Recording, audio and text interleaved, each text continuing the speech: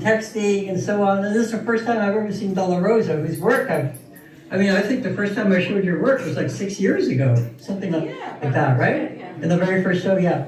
So in any case, I want to welcome everybody and thank the artists that have contributed with such generosity of spirit for this show. I mean, it's the only show I've done this year. I usually do about maybe 3 or 4 shows a year, but 2023 I've only done this one. I wanted to focus, on one and just give it everything. And the artists absolutely showed up for this, and the way Giovanni's installed it, I mean, I just can't believe how beautiful this show looks. I mean, it has to be one of my favorite shows that I've ever seen. So one of the things I wanted to mention was when we originally announced this show, there was one artist who had to drop out, Destiny Turner, and she just found herself in a contentious situation in her life, and we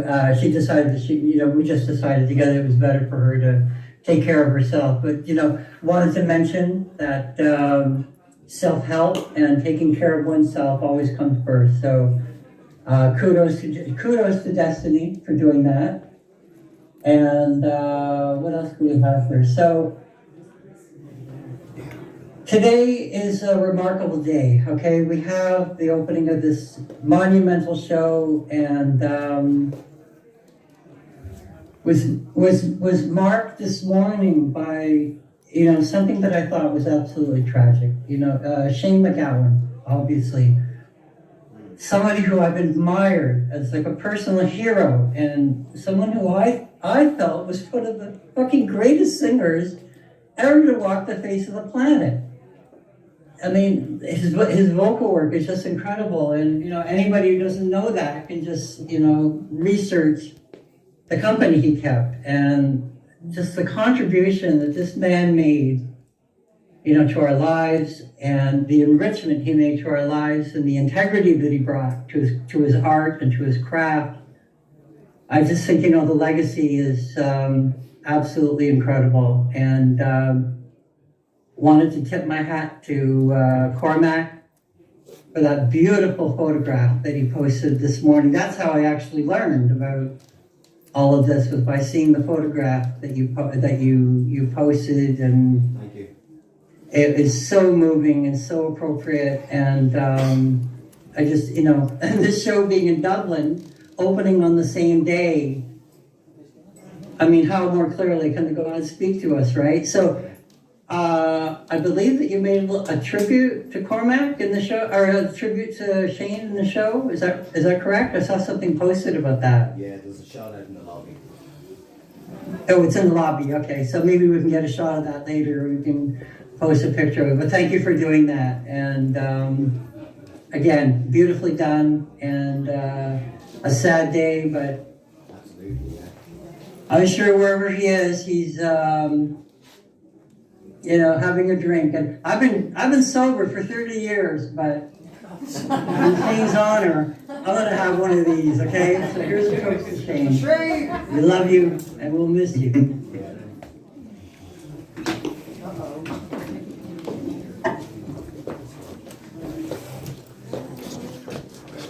So I wanted to tell one quick story here about, how the past is like an Ouroboros to the present. So I grew up in small town Ontario, Sarnia, which is just north of Detroit. And it's kind of the land within the land within the land within time forgot. I mean, there was practically no culture whatsoever. And I had one thing. I was like maybe 18 or 19 when this happened. I had one thing, right? There was this French magazine called Métal Hurlant, and they'd done a English version of it called Heavy Metal. And the only store that sold it, there's no bus service or anything, you have to walk and start on your way, right? So there was one store, one newsstand that carried this magazine, and I would walk an hour and 15 minutes, whatever, through a cemetery to get this magazine when it came out. It came out like once a month, and I kind of knew the timing of that. So it was just between Christmas and New Year's. I think it was just a couple of days after Christmas. And it was like, yeah, today's the day I go get my heavy metal magazine, right? So I walked and it was a goddamn blizzard. Like, I mean, serious Canadian blizzard, right? And walked through the cemetery and got to the store. It was closed. No, it wasn't closed. It was open. And I could not believe my fucking eyes. I could not believe my eyes, okay? I was a huge Blondie fan, right from the very beginning, okay? I was in a band when I was 15, I think, and we did a kick-ass cover of One Way or Another, me singing, okay? And it was like rocking, right? And I think about a year before, maybe about a year and a half before, I'd seen my favorite movie I'd ever seen in my life, changed my life completely, Alien, of course, right? And that was my introduction to Giger. I didn't know about him before. So, I found out everything I possibly could about Giger, right? I could not believe it. It was just absolutely incredible, cathartic. I thought I'd found the Holy Bible, And I still have somewhere in this house, I tried to find it, I couldn't find it, it's in a box maybe, but I still have my original copy that I bought that day. In fact, I think I might have bought 2 copies or something, right? And it was $2 back then. It was a lot for a poor guy living in Sarnia. But so for me, 40 years later, to have this show with this man, Yep. it's beyond words. There are no words. There are no words to describe the elation that I feel, and the sense of honor, and the sense of pride. And thank you, Chris, so much for showing up for this. It's absolutely great. And for those of you who don't have it yet, this came out recently. Chris's recounting of his experience, photographing Giger. So. I don't know, maybe I can turn it over to Chris here and ask, what kind of memories or what kind of... Well, I think everybody knows the story, basically. I read into Giger's stuff very early in the 60s because he had a couple of black and white line drawings that were reproduced in poster form for head shops. So I would run into them in the head shop world. Late 60s, maybe 68, 9, something like that, maybe 1970. And it was, you guys know the story. It was just very serendipitous. We were living up on 58th Street, and we saw that there was a show for Alien, for the artworks, graphics that he did for Alien, for the film, and we went to the gallery. There was nobody there, and he was there on his way back to Zurich. And he knew who we were, and we all hit it off, came back to our apartment, and that was pretty much it. We remained friends with him till the end of his life, and I'm very proud of the heavy metal cover. I don't know how many photographs, I guess they've done a couple of photographs over the years, but in retrospect, I'm very pleased that I got to do that, have a heavy metal cover under my belt. But Giger was great. And Giger identified as a magician. He was like Austin Spare, or there was no question about his personal sensibilities. So you took those photographs while they were shooting the video. Is that correct? Yeah. Well, we stayed with him. We stayed at his little studio in Oerlikon, which is a sort of suburby neighborhood of Zurich. I don't know how long we were there, a week, 2 weeks. But yeah, during that time, there's stuff around his studio. If you see the book, there's a lot of his studio atmosphere in there. He had a bunch of these townhouses in a row that he had knocked together and made this gigantic space. It was pretty fabulous. And that was that was in association or along the same timeline that Debbie was putting out her first solo album, right? With music videos for the 2 of the tracks from that album that we did with Nile Rodgers Right. Right. And he also did the cover for that. Yeah, did the cover, yeah. Right, and that was quite contentious, I understand, right? The fact that there were the needles going through his face was very, through her face was very misunderstood. That It was, where the Giger's intention was that the needles represented the four elements: air, fire, and water. there was a lot of wordplay involved. He also, Cuckoo title came from him.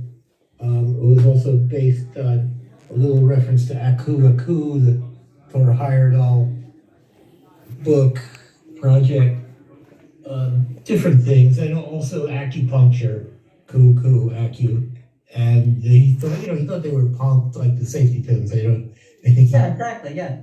I think he thought that, I don't think the safety pins would have been a little bit of an overstatement. So he did these acupuncture needles instead. Yeah, it was kind of controversial. My favorite aspect was that the London Transit, Mass Transit Authority decided it was too weird to go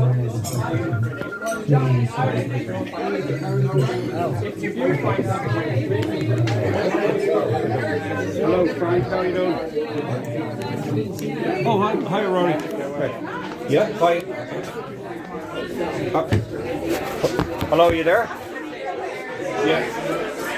No, I'm in an art gallery.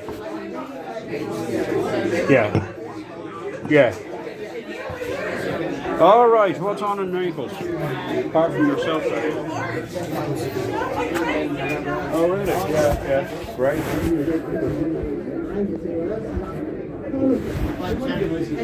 Yeah. Oh. Yeah. All right. Okay. No, hold on a second. I'll just put you on loudspeaker. Hold on a second. Yeah. No, I haven't heard anything back. I mean, sometimes he appears at these art shows, but he isn't at this one. There was something else I wanted to talk to him about, but no, I haven't heard from him. No, not at all. Okay. Yeah, I know. Yeah.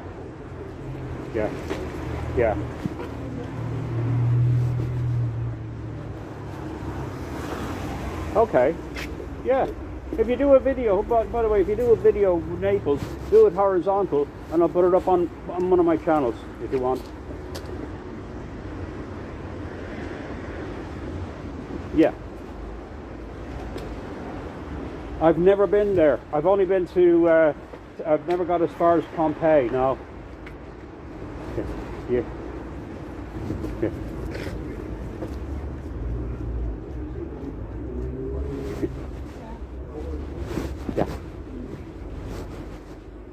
Yeah. Yeah. Sure. Okay, all the best, thanks. Bye.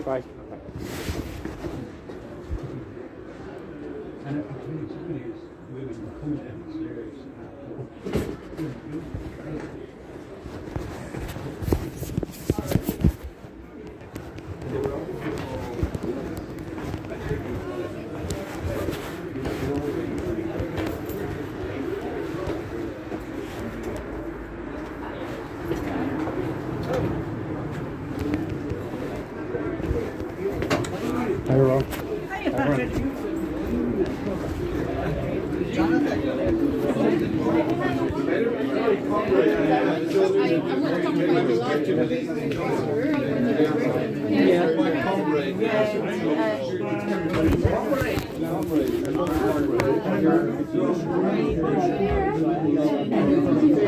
Hi, Rory. How you doing? How are you? Oh, Grant. I had a feeling I'd see you. I always kind of like you. It's all right. But Google guy is still there.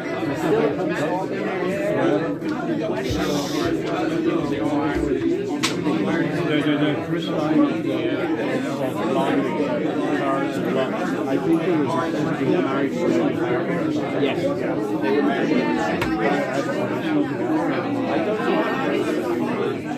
I met Gary Blackman famously. He's like he's an author now, and he writes biographies about religious figures, like like Helena Blavatsky, like kind of counterculture, like Aleister Crowley. Blavatsky would be kind of counterculture. Yeah, he writes about church enthusiasm and all that stuff. I met him very briefly. Very nice guy. I really wanted to say to him, well, I used to hate David Bowie, but I wouldn't be rude. Guys, we need to get this down. There's a Zoom meeting. No, there is. I'm going to step out. How are you? We keep saying all the time. Like, I know, it's terrible. I see Paul around as well.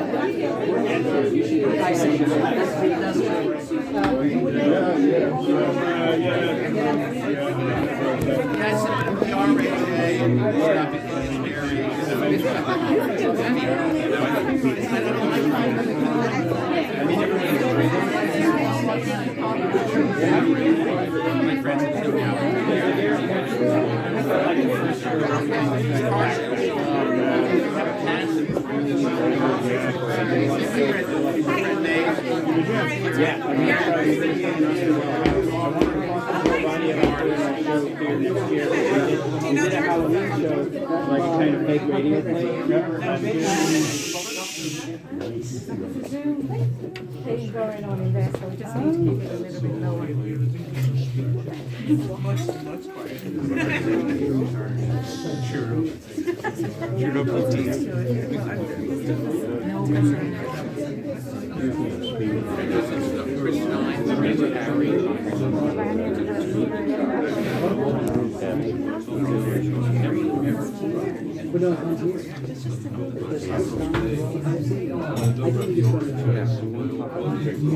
Yeah, I'm gonna get a glass of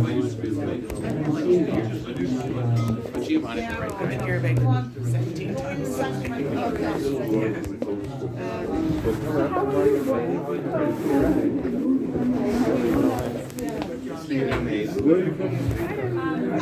New York